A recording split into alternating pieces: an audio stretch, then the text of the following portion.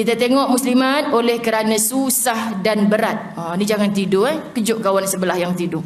Muslimat ni penting sangat. Kan? Ustazah nampak ke saya tidur? Tak nampak. Jangan susah hati kalau ada yang tidur. Kan? Baik, oleh kerana susah dan berat melawan hawa nafsu, maka hendaklah kita lakukannya dengan sungguh-sungguh hingga lahir akhlak yang terpuji dalam diri kita. Muslimat dirahmati Allah. Di sini nanti barulah kita faham bahawa berjuang melawan hawa nafsu, membuat latihan-latihan jiwa dan kerohanian, matlamatnya adalah untuk mendapat akhlak yang terpuji. Sebab tu orang kata selalu kan dalam WhatsApp orang tulis, Allah datangkan orang macam tu untuk menguji sabar kita. Nanti dalam mujahadah kita muslimat, dalam sujud kita pada Allah, rupa-rupanya kalau aku tak dijumpakan dengan orang macam tu, aku tak kenal erti sabar ya Allah. Kita akan berterima kasih dengan sakit yang pernah kita alami dulu, barulah kita pandai nak cari ubat. Mudah-mudahan dengan izin Allah, sebab makan ubat itulah kita sembuh. Rupanya muslimat dengan susah hari ini didatangkan dengan orang pelbagai, kita tempuh, serahkan kepada Allah, baru kita akan nampak, ya Rabb, rupanya ini tarbiyah engkau pada aku. Betul lah bila kita tempuh baru kita bertemu dengan hikmah. Kalau kita tak tempuh, kita tak bertemu dengan hikmah. Sehingga akhlak itu menjadi pakaian dan perhiasan hidup kita sehari-hari. Ustazah biasa jumpa muslimat, wanita, hatta wanita muda-muda mengadu, Allah ustazah, saya tak tahulah nak buat macam mana lagi. Tapi saya dengar ustazah cakap, tiap malam bertahajud, menangislah dalam sujud yang terakhir.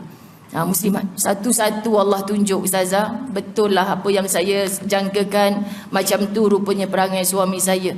So sekarang ni kak macam mana? Dah balik ke? Okey dah ke? Tak ustazah, biarlah dia balik, kita layan. Tak balik sudah. Tapi yang paling saya syukur ustazah, kita pula diam.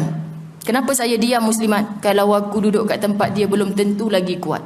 Dia balik, saya layan ustazah. Kita ni kan masih isteri, dia tak balik, saya tak boleh pandang, saya bukan CCTV dia. Allah yang maha berhak untuk menghukum dia. Tapi yang paling indah dalam hidup ni, dalam 3 bulan ni ustazah, saya tak pernah tinggal tahajud dan menangis di sujud yang terakhir. Sudah istiqamah 3 bulan muslimat, tak pernah berhenti tiap malam. Ya Allah Tuhan, kita pula yang terasa ni. Rupanya ujian itu Allah beri pada dia bukan nak bagi suami dia balik, nak bagi tahajud tiap malam dengan air mata pada sujud yang terakhir. Maka Ustazah Zai tumpang menangis masa balik dalam tahajud kita yang entahkan tiap malam ke tidak, kita menangis. Kerana apa menangis musliman? Aku sedar engkau uji aku dengan cara lain. Kekalkan aku dengan ketaatan kepadamu wahai Allah. Rupanya kawan tu dulu saya tak pernah kenal tahajud tu apa Ustazah. Tak kuat nak bangun tiap malam. Tapi dengan dibegitukan ujian saya, suami jadi macam tu, saya kunci jam, susah payah saya tiap malam saya tak pernah tinggal tahajud. Kita pula ya Allah Tuhan nak minta jadikanlah ujian dia tu pindah ke aku, tak berani tu musliman. Sebab Allah je yang tahu. Orang ni kuat dengan ujian macam ni, ujian kau macam ni. Tak percaya tanya dia. Tinggal tak kat tiap malam? Tak tinggal. Tu suami balik ke tak balik? Tak balik pun tak kisahlah ustazah, kita nak buat macam mana, dia balik-balik. Boleh sengih lagi orang tua ni. Kesan daripada tahajud yang menangis dalam sujud yang terakhir. Tabarakallah musliman. Allah bagi satu hentakan untuk kita menengadah kepada ya Rabb. Itulah dia. Barulah kita terasa lazatnya, Masya Allah. Orang yang memiliki akhlak yang terpuji itu, segala sifat-sifat itu menghiburkan dan menyeronokkan jiwanya. Dan orang yang terhibur dengan akhlak terpuji dikatakan sebagai orang yang bertakwa. Sebab tu jangan pernah pelik. Kita pelik tengok orang baik walaupun orang lain buat jahat kepada dia. Muslimat, Rasulullah didatangi oleh ramai orang. Minal jinnati wan nas datang kepada Rasulullah. Orang baling tahi engkau tetap bagi bunga ya Rasulullah. Orang buat jahat engkau tadah tangan ya Rasulullah, mendoakan balik kebaikan dia. Kat mana? Kerana itulah takwa muslimat. Kita nak tiru ni yang paling sakit. Sebab dalam kita on the way nak ke situ muslimat, tu minal jinnati wan nas. Bukan jin pangkat kecil lagi, setan pangkat kecil lagi. Kita nak jadi orang baik, setan yang pangkat besar dikatakan pada kita. Muslimat, setan dah kata, setiap kali aku nak kacau takwa dia ni, terpelanting aku dengan istighfar dia, dengan amal soleh dia. Nas pula yang datang, manusia pula yang datang. Muslimat dirahmati Allah. Kadang nak jadikan kita orang jahat, suami kita sendiri muslimat. Kan? Sebab itu kita kata, ya Allah Tuhan, kenapa jadi macam ni? Sebab Allah dah kata dalam Quran, kamu kena kuat dalam bermujahadah melawan hawa nafsu ni. Orang yang sampai ke peringkat ini hidupnya indah, akhlak ibarat bunga, hatinya berbahagia, dan perihal hidupnya menjadi contoh dan tauladan kepada orang lain. Muslimat, sebab itu Masya Allah saya selalu buat tamsilan macam ni. Kita belajar akidah merupakan macam kita tanam pokok, muslimat, akar tunjangnya tu cantik. Selalu. Akidah ni diibaratkan akar satu pohon. Baru ni siapa? Sahabat kita 2 orang ada ikut Ustazah 21 Januari pergi umrah. Kan muslimat dirahmati Allah. Kalau dah pergi dengan saya ni, wakak ke? Ya Ustazah selalu duduk depan. Ustazah tak pandang pun saya. Macam itulah muslimat. Tak apa Kak, 2 minggu kita bersama ni hafal, confirm insya-Allah. Siti Mariam satu, kan muslimat dirahmati Allah. Kemudian kita sebut Kak Marina satu. Oh, maknanya Kak duduk dekat Masjid Ibn Abbas. Selalu. Barulah hafal nama satu persatu muslimat. Patut Nabi kata, ya Allah, kan kita nak kenal sungguh sahabat kita bermusafir bersama. Lepas ni nak ikut Ustazah musafir, suami kata jangan, abang tak redha, kan. Ustazah yang kata musafir sama-sama tu Rasulullah, jangan. Ustazah tak ajar macam tu muslimat. Sebab tu saya kempen nak bermusafir macam mana pun ajak suami, gosok lebih sikit. Kan ajak suami. You je lah pergi program-program macam ni, ada qiyamul lail lah apa, ngantuk malam-malam. Muslimat. Bang, bagi sungguh tak ni? Suami nak bagi kena tengok program yang macam mana? Muslimat dirahmati Allah, bersama dengan wanita-wanita Islam yang beriman. Iman ini yang boleh dengan bermusafir itu makin upgrade iman. Bukan makin bermusafir makin malas. Muslimat dirahmati Allah. Sebab itu bila kita faham, muslimat dirahmati Allah, apa tujuan yang kita buat atas dunia ni semata-mata untuk upgrade hubungan kita dengan Allah. Jadi apa tujuan saya sebutkan tadi? Muslimat, kerana kita nak datangkan satu contoh tauladan kepada orang lain. Akar tu cantik. Balik umrah 2 minggu, Ustazah cerita dalam grup WhatsApp, contoh, habis mati pokok bunga saya. Kita musim sejuk dekat Madinah, rupanya kat Malaysia panas. Tak ada siapa tolong siramkan, mati. Tapi kita dah balik seminggu ni Ustazah, pagi ni saya perasan tumbuh balik hijau, renyek kecil-kecil.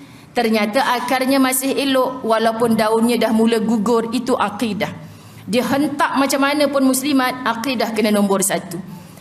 Nanti Kak kita dah siram hari-hari, insya-Allah dia akan tumbuh pohon muslimat. Batang rantingnya itulah syariah. Maknanya kita dalam bersyariat ni, ya Allah, rupanya bukan sembahyang, puasa, zakat je nak masuk syurga. Cik, kan? Turunlah dari puncak Gunung Jerai itu bertapa. Kenapa Ustazah? Jiran sebelah rumah cik kahwinkan anak. Lama dah berjiran kan? Dia panggil cik turun sekali duduk bertapa. Cik ni sehari zikir 1,000,000 kali Ustazah. Kalau duduk dekat Ibnu Abbas tu cik kerja 4 orang je, cik nak duduk dekat Gunung Jerai ni. Contoh, muslimat. Orang panggil kenduri kendara tak nak datang. Dia fikir itu syurga ke tak? Kita pergi kenduri kendara silaturahim, ini pun diajar oleh syariat Allah muslimat. Bawa kuih setalam, pahala tak muslimat? Pahala. Ni nak pergi umrah, meremang lagi bulu roma, banyaknya meremang. Tengok tak ada bulu roma pun muslimat. Tapi bila nak cerita, Masya Allah, kursus umrah semalam, seorang makcik jumpa saya, Ustazah, cik ni pergi bukan tabung amanah saham akhirat, saya tak kenal dia. Rupanya dia pergi seorang hamba Allah taja dia. Kawan-kawan surau macam ni muslimat.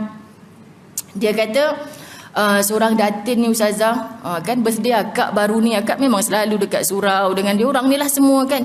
Tapi akak ni suka buat kuih, tak meniaga lah kan, baru buat. Nanti kalau buat lepat 30 biji tu cukup lah untuk orang surau. Ada kuliah mesti akak bawa sejenis kuih. Lepas tu dia nak pergi umrah bulan 12 hari tu, akak tolonglah seru nama saya teringin sangat nak pergi, tapi saya umur dah dekat 60 ni tak pernah pergi pun.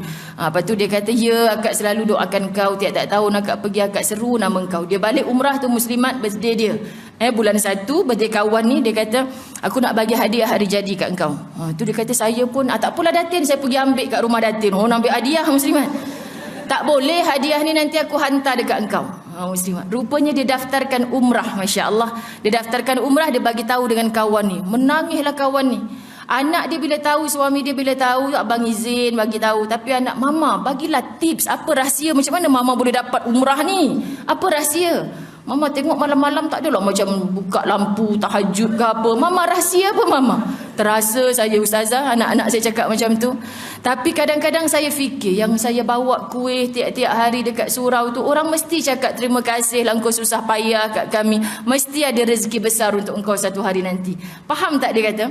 Engkau ikhlaskan aja hati. Sebenarnya kan ustazah, sampai hari ni saya tak tahu ikhlas tu apa sebenarnya. Faham tak muslimat? Sebab benda dalam ni tak ada benda yang kita boleh belajar direct macam tu. Nak belajar ikhlas, akak tiru tudung hijau. Itulah manusia paling ikhlas. Ustazah saya tak boleh ajar macam tu. Muslimat, sebab kerja dalam hanya saya bila fikir balik, orang selalu kata, kau tak letih ke buat kuih? Ada kuliah kau bawa kuih, walaupun 30 biji. Saya seronok dapat gembirakan orang. Itulah ikhlas. Faham muslimat? Dan ustazah saya belajar sesuatu semalam. Ya Allah, memang aku tak reti buat kuih. Ya Allah, memang haramlah ustazah saya nak bawa kuih. Contoh. Tapi cari satu amal yang kita seronok bila kita buat. Seronok itulah ikhlas. Walaupun orang kata, kau tak letih ke? Kau balik daripada sana, kau duk buat ni, masih lagi macam ni. Kita seronok buat. Asalkan benda yang kita seronok tu tidak melampaui syariat Allah. Faham muslimat? Allah tak marah pun. Buat kuih haram ke muslimat? Jangan pula engkau buat kuih seri muka ni bid'ah, Nabi tak makan ni. Kalau engkau hadiah kurma, dia ada jenis manusia macam ni muslimat. Ada semua tak boleh bid'ah ni. Sedekah karipap dekat masjid bid'ah. Nabi sedekah tamar. Dah memanglah Nabi dengan Aisyah tamar, sebab memang tempat dia kat sana. Zaman tu seri muka ke seri apa semua tak ada muslimat dirahmati Allah. Jadi jangan kita terlampau taksub sampai macam tu. Kan? Ini nampak orang nampak baca khutbah hari Jumaat, tu ustaz saja, tapi bid'ah. Sebab ustaz baca khutbah pakai baju Melayu. Dia suruh pakai jubah warna putih macam Rasulullah. Bid'ah ustaz tu baca khutbah saja. Sebab tu saya tak dengar ustazah. Lepas tu Haji buat apa tadi? Main WhatsApp tengah dengar khutbah. Itu bukan bid'ah lagi dah muslimat. Dia kerja salah orang je dia nampak. Ini jenis manusia macam ni ada. Ya Rabb, hadiahlah apa saja yang kita boleh. Tapi kita seronok bukan kerana terima kasihnya dan doa-doa orang itu. Hatta orang tak terima kasih pun kita seronok bawa. Tengok rezeki dunia yang Allah bagi pada dia. Sampai dengan kursus malam dia lah yang paling banyak lap air mata. Syukurnya doakan akak sampai sungguh ya ustazah. Dia hadiahkan akak umrah. Kawan duduk satu surau sama-sama ustazah. Akak sangat-sangat tak sangka. Subhanallah muslimat. Belum lagi kalau kekal ikhlas itu, hadiah Allah di dalam syurganya untuk mukhlasin. Orang-orang yang ikhlas.